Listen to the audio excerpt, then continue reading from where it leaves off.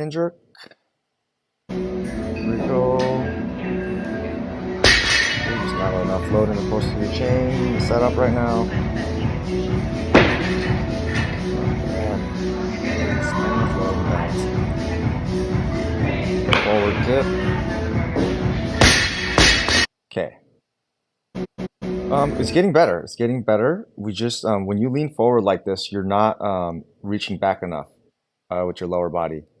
So when we do those like the heels off squat, at the top, you need to hinge more and then go down into compression. Okay, because you're still loaded in your anterior chain a little bit too much right here from the start. I can see the load is a little bit too much on the knees. You got to reach back more and feel that stretch in the posterior chain, all while the pressure is still on your midfoot. Okay. So find that hinge back, and then you got to make sure you got your counterbalance by leaning forward as you do that. Then squat down, and you'll have more load in the glutes. You'll feel it more in the inner thighs. Okay, but still, it's too anterior loaded. So when you go to deadlift, right here, when you get to here, it's still anterior loaded, right? It's a little bit posterior. You have some connection there, but it's not a strong connection. So it should look like you're in a deeper, you should have more depth in this position, but you're too stood up. Okay, so you should be hinged back more, and the more you hinge with the hips back, and remember, you have to do the counter action by leaning forward more, okay? Because by reaching the hips back, it's going to want to send you backwards, so that way that's why you got to lean forward to counteract that, to stay on your midfoot, to be able to hold that plantar flexion, okay? So knees should be wider here for more depth, and then more load in the glute, and then find more counterbalance by leaning forward. And so this, more of the same thing happens here when you go to deadlift or clean, but you actually start moving back even sooner here. Like you're already shifting back to your heels this way. Even though you're staying over the bar, you're trying to stay over, but your lower body is shifting back towards the heels. And when that happens, we lose counterbalance. So by the time we make the contact, your hips are already a little bit rolled through. So there's no strong connection in the posterior chain when you make contact. It's just all kind of anterior loaded. And then because your hips roll through right here, because the hips roll through, the shoulder is going to do the opposite. It's going to want to go backwards. So your shoulder is moving back as your hips roll through. You're unhinging too much is what's happening. You're unhinging going backwards. You got to unhinge by leaning forward, keeping the tension in the posterior, and unhinge going up. So it should be a feeling of leaning forward and going up.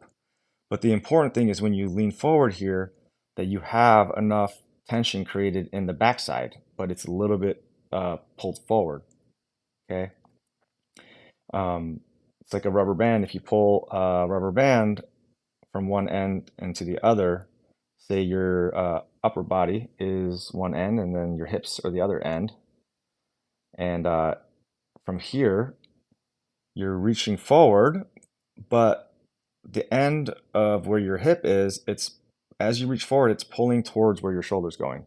It needs to hold that position. Okay, you need to hold that end of the rubber band where your glute is as you reach the other way. Okay, that way we can create tension and more load. But if you move one way and then the other side of the body moves together with it, then you're not going to create a stretch. That makes sense. Okay, so you move back, and then because you move back, you're probably going to jump forward because the shoulders went back. If your shoulders stayed in front and then your hips rolled through later, then that's a jump forward. But your hips rolled through and then your shoulders move back immediately, that's going to be a jump back, then a crash. Okay, I mean, there's compensation. You're able to compensate. One, the weight is light, and two, you're pretty athletic, so you can get away with it. Only to a certain point though, but then also remember when we're catching these things like this out of balance, you're gonna suffer some muscle damage and look at just like your whole body, right? Absorbing that, it's not, it's boom, it's a shock to your body instead of absorbing it. just because you're out of balance. You compensate, you move back, the bar's moving back with you, and the momentum, it crashes, okay? So with the heavier weights, obviously, it's going to be way harder. And then the dip and the jerk. First of all, it's the setup. Your torso, if you see your lower back, you already have an arch there, so you don't have a good brace or proper support through your midsection and your hips to be able to support this dip and drive and this balance, right? It's hard to keep counterbalance like that. So what we got to do is the hips need to be tilted in a posterior pelvic tilt. You are in an anterior pelvic tilt, meaning the hips are rotated back, but you want to rotate the hips forward from here. That way that back straightens out, and then to stabilize that, we're gonna press the low ab in towards the body, engage or flex or brace, right? Brace means to go in, you're not blowing out. Then the back will straighten out and lengthen, okay? But it's shortening, see, it's shortening even more because the front side of your anterior side of your torso is lengthening.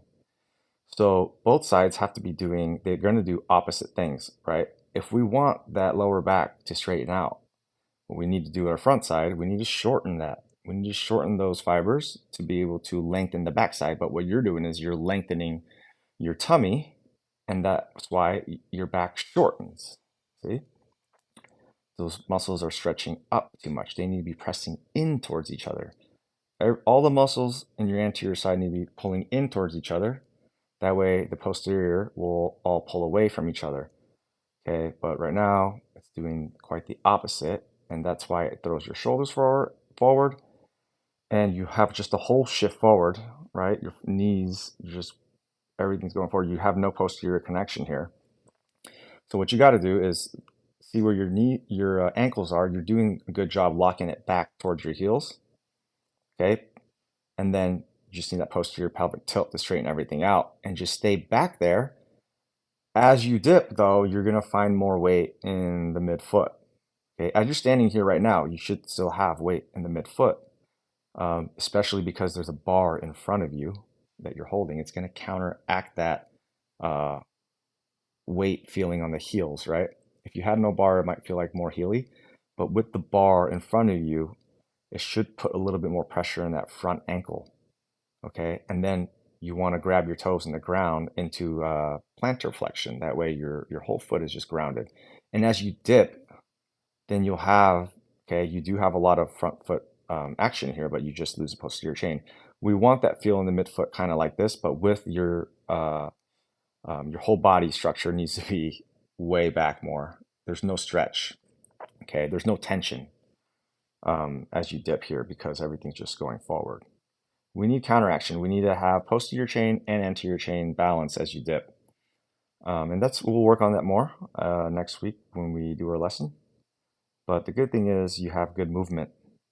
Okay, even though your technique is not there, we don't have the right technique. We're not executing and positioning ourselves to have good technique, or that is technique. The technique is off, and therefore the movement is off too. But you're able to get away with it. One, because the weight is light, but two, because you're pretty athletic. Okay, so you're getting away with some of these things, and even with a little bit heavier weight, you'll get away with it, but only to a certain point. But again, muscle damage, right? We want to be able to preserve our body, but not only that, we want our rate of success to be higher, right? Okay, snatch. Your legs get too skinny and long. The knees wider.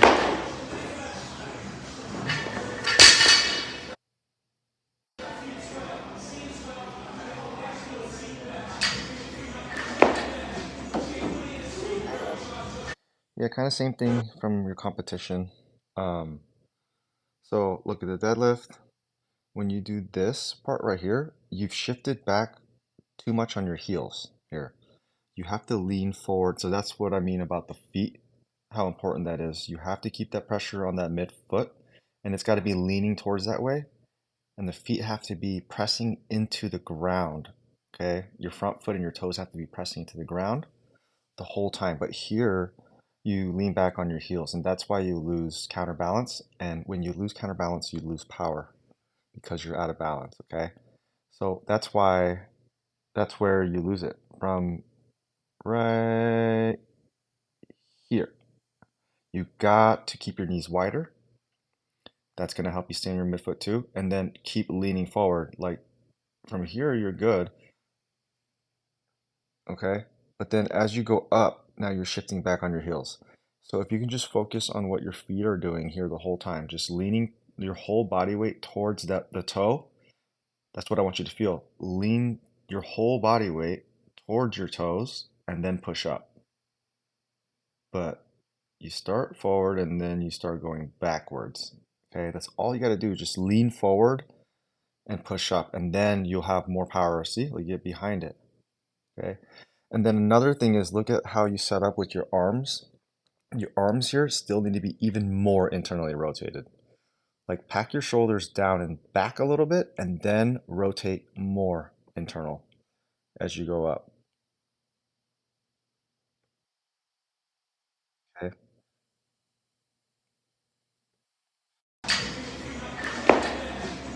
you actually do a better job the internal setup here than the competition. Competition, you'll see like it's even way more externally rotated. Okay, clean and jerk.